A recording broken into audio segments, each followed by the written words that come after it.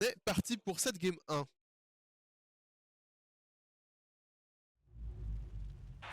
PS2, je sais pas si on a fait les bans ou si on part sur PS2 par pur choix gentleman, mais en tout cas, on part là-dessus pour la première game. Mais attention, pour l'instant, on voit qu'on joue très patient dans le neutral, on n'a pas envie de perdre l'interaction contre Luigi à pas pourcent.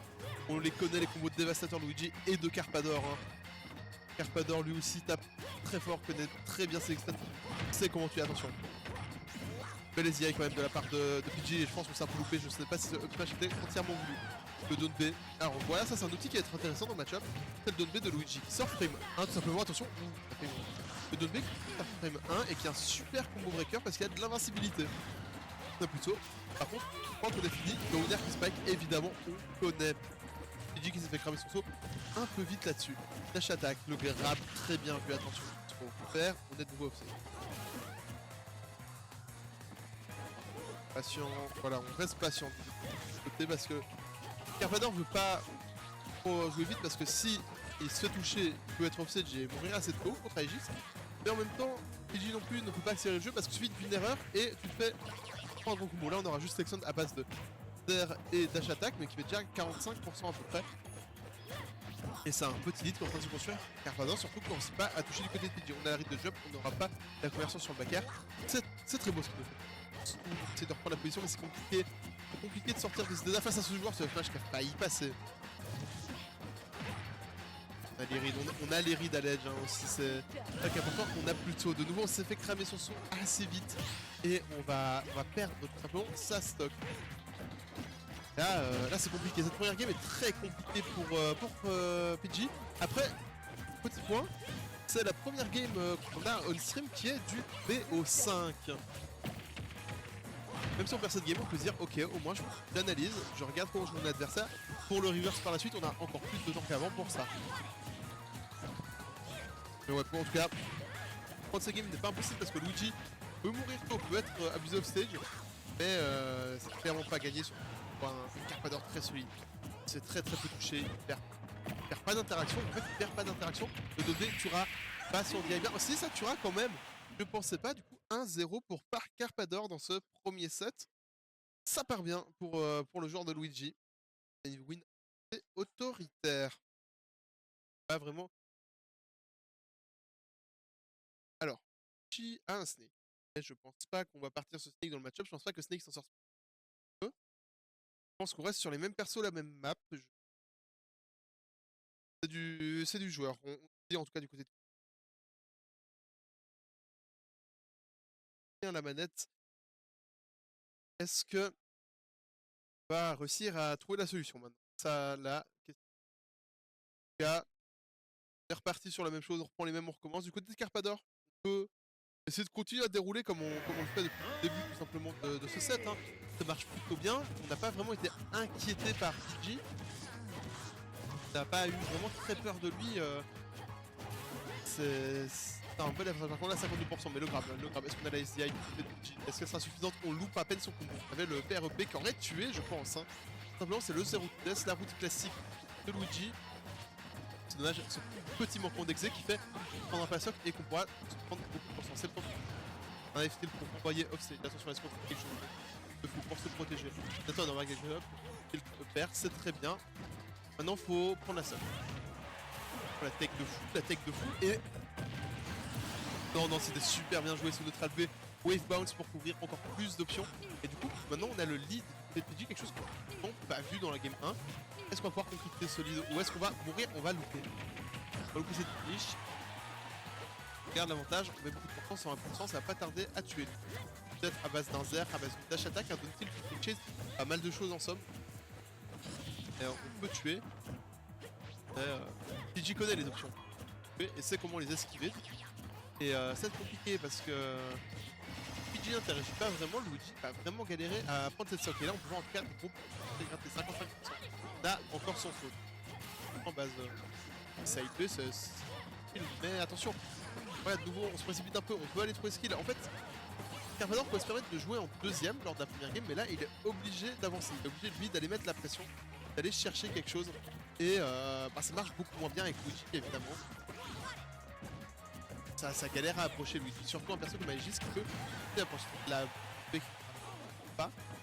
Et faut trouver le hit, celui-là tu vois. 80%, en même temps c'est un beau lead côté de Fuji parce qu'il peut tuer à 80% ou même plus peut-être, même un peu. Mais en même temps, Fuji, on a le facteur 0 to death, on a le facteur gros combo qui met à 80%. Mais on est bien au courant, on reste sur cette plateforme pour pas sur le pour pouvoir sortir rapidement. Et on est très solide sur cette game 2 du côté de Fuji.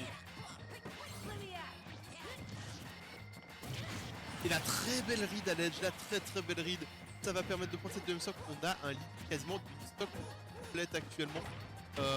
Juste la régie, le score.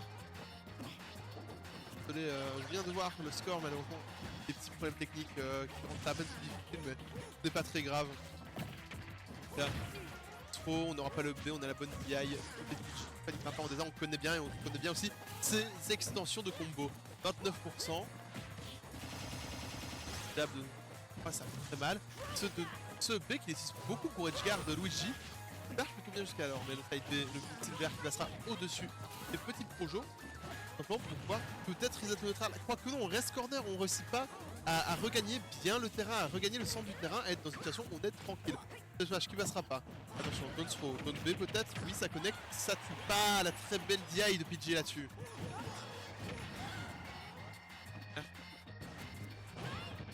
Est-ce que c'est un... Ouais, c'est un peu abusé, mais tu peux pas vraiment finir. Et c'est la mauvaise DI qui va perdre. Carpador sur ce back air. 1 à 1. C'est à refaire. Le lead n'existe plus. Et un très beau set en tout cas pour l'instant. Deux très bons joueurs. Totalement. On reste sur la même map parce qu'on ban. On reste sur la même map. Carpador aussi sait que c'est pas une question de map ou une personnage. Il sait que peut le faire. Il l'a déjà fait assez souvent. Il peut le prouver. Et en tout cas, on part sur les mêmes effets.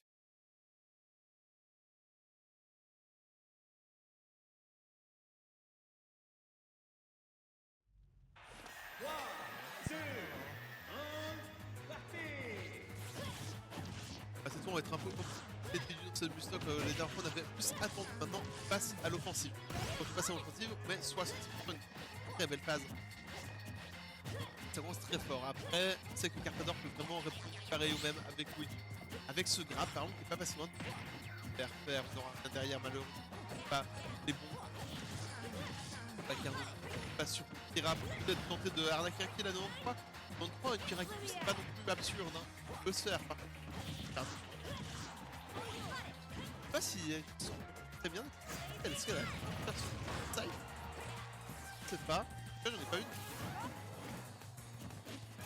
Hop. Voilà, très belle spot dodge et le burn to shield, c'était magnifique de la part de Carpador. On connaît son adversaire, on sait que ça passe de kill de shot à 34%. Le ZR, attention, on a failli perdre son jump de nous. C'est de très beau diamant, on va off stage. C'est pas à sortir de ce ledge. Vert. Un shot de shield, effectivement, ça va égaliser. Sauf qu'on était un peu content là-dessus. G qui vient tout de suite calmer les ardeurs de Carpador et régaliser les stocks, mais réaliser les stocks n'avait pas réalisé les points importants parce que 87, peut-être sur ce ledge trap, sur cette carte, ça a tué. Ah, mais ça le remet dans le corps.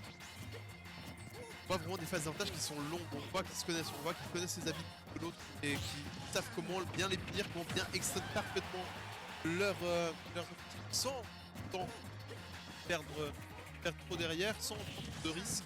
Et pour l'instant, en tout cas, on peut voir si ça on peut en abuser, mais le problème c'est que tu peux te faire finir, tu peux prendre la grosse phase 51%, donc on sait que c'est avec le deck qu'on avait au smash, hein. Et peut-être même que ça tue à autant, pas pour ça avec le contrage. Quand le 2 passera. Quand le 2 passera, Carpador qui va prendre le lead, attention, parce que cette game dans le PO va être très intéressante. Parce que si on prend la game, attention, Diablock, à la tech, c'est bien joué de la part de... Si on prend la game, on a l'avantage de ban de map en cas de game 5. Par exemple, c'était gourmand de la part de Pidgey. C'était gourmand, c'était bien puni de 1 pour Carpador. Et là, l'avantage pour la game 4 en termes de ban de map. Mais celui qui va vraiment choisir son terrain game 5, c'est Carpador. Mais bon, de toute façon, je crois qu'il ne faut pas vraiment ban, du coup, n'importe quoi. En tout cas, ça laisse 2 balles de match à Carpador, une de plus. Et le score, ouais, parfait, merci. Et on est parti pour cette game 4. Est-ce qu'on va avoir une game 5? Ce serait la première game 5 du tournoi. Parce que premier game 5, ce serait beau que ça commence directement. Ça un peu sur Chapeauron à cette hype, à cette.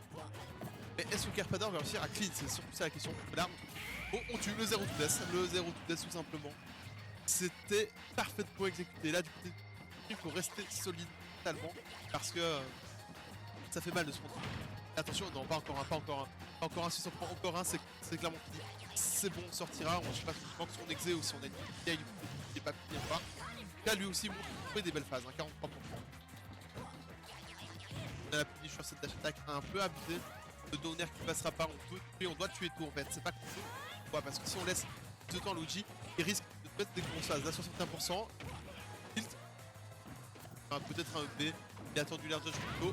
Par contre, on arrive. Voilà, on a ce 2B. 2B qu'on soit peut-être un peu trop du côté de Carpador sans réfléchir en désa. Et cette fois encore, on sera bien ça par un gros S-Match. On égalise des stocks. 85%, c'est clairement faisable. Non, je pense cette faisable. Je pense que le Bout of Shield est là. Carpador qui prend vraiment une grande chance de gagner ce set dès maintenant, dès cette game, parce que là, est-ce qu'on va réussir 2 fois à tuer aux alentours de 60 et pas sûr. À part si on trouve un T-Down ou un T-Neutral B chez Break, peut-être bon, mais ça ensemble. Du mauvais côté, on ne tuera pas tout de suite. On passe en ledge trap, attention. On repasse sur Ultra dans le neutral, parce qu'on veut pas se prendre les gros combos, parce qu'il sûrement quand même mieux avec trap, plus on a tout. Et bon, on est autour des starters. Là, mais là, attention le grab, le expo c'est fini, attention. Zone B c'est fini. C'est fini, c'est 3-1 pour Carpador dans un très beau set. Bien joué à lui, il avance du coup en 8 qualifier si je dis pas de bêtises. 8 qualifier.